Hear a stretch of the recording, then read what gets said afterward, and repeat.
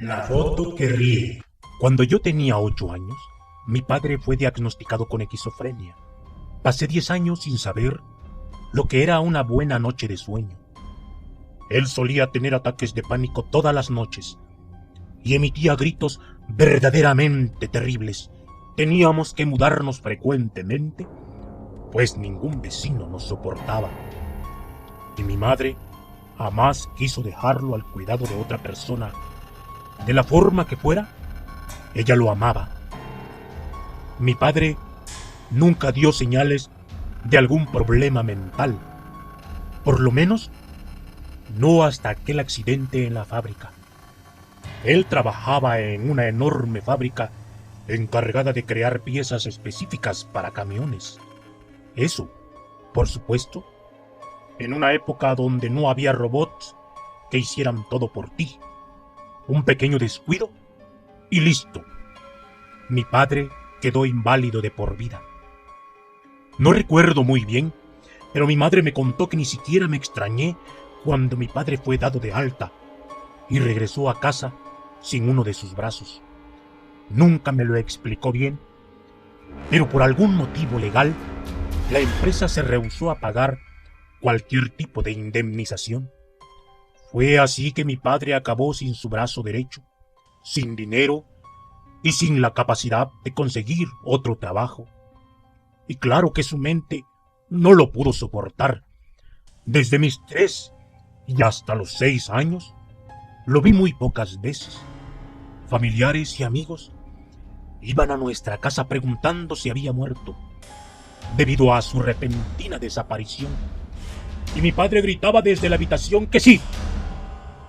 En cierta forma, él realmente estaba muerto. Un día, antes de mi 7º cumpleaños, recuerdo haber hecho una oración. Hoy me considero ateo, pero aquellas palabras suplicantes dichas de rodillas al pie de la cama aún están en mi mente, como si una parte de todo eso que sucedió fuera mi culpa. Le pedí a Dios que contentara a mi padre para que no siguiera tan triste. Fui a dormir y cuando desperté, mi padre estaba en la cocina preparando un café, algo que no había hecho en los últimos 3 años. Con una sonrisa dibujada de forma tenebrosa en su rostro, él relataba un sueño que tuvo la noche anterior. Un hombre de apariencia extraña solo lo observaba y reía. Y en una especie de contacto mental le había hecho una petición.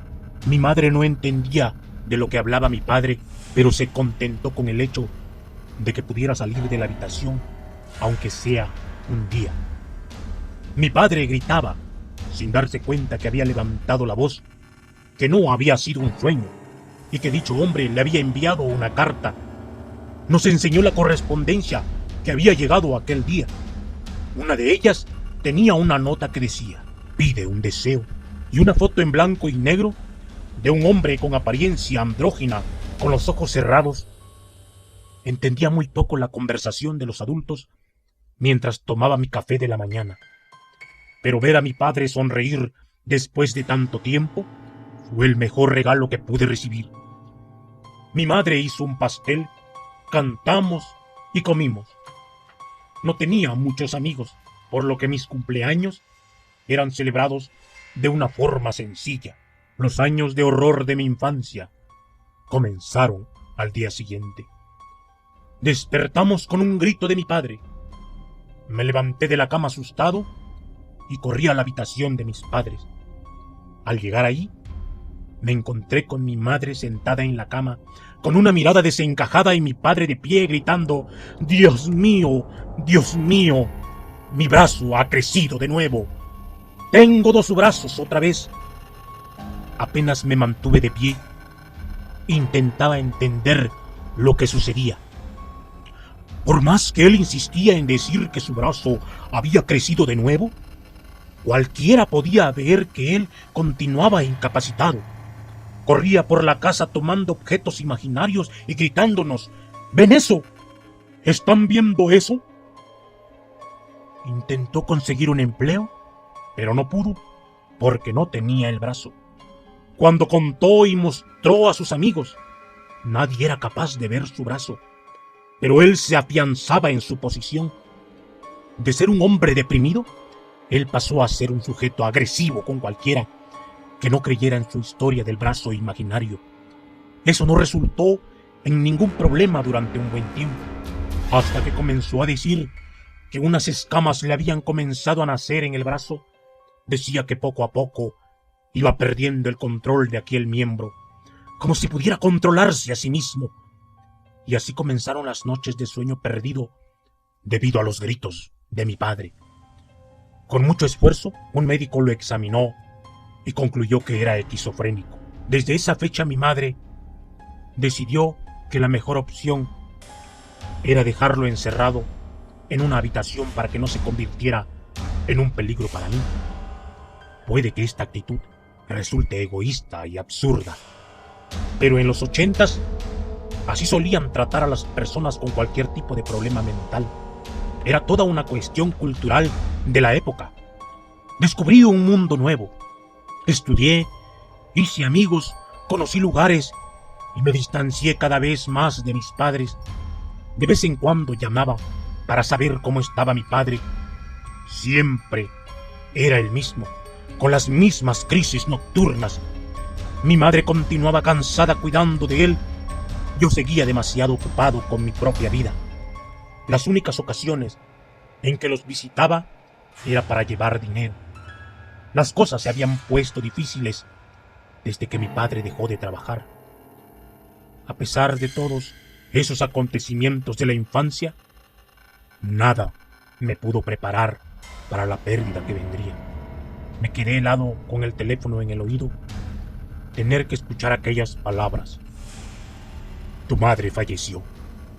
Me golpeó como una puñalada en el vientre, como si una parte de mí hubiera sido arrancada. Tener que identificar el cuerpo y verla con el rostro completamente desfigurado fue una tortura. La casa no tenía señales de allanamiento o cualquier tipo de invasión. La policía fue hasta el lugar solo porque los vecinos escucharon gritar a mi padre durante horas. Yo la maté. Yo la maté. El problema es que por más que mi padre gritaba que él la había asesinado y que debía ser encarcelado, nadie le haría mucho caso a una persona fuera de sí. Y lo más extraño fue cuando los peritos confirmaron que las heridas habían sido hechas por una persona diestra. Y ya que mi padre no tenía el brazo derecho, él no podía ser el asesino. Ahora era mi responsabilidad cuidar de él. Pero ni siquiera podía mirarlo a los ojos.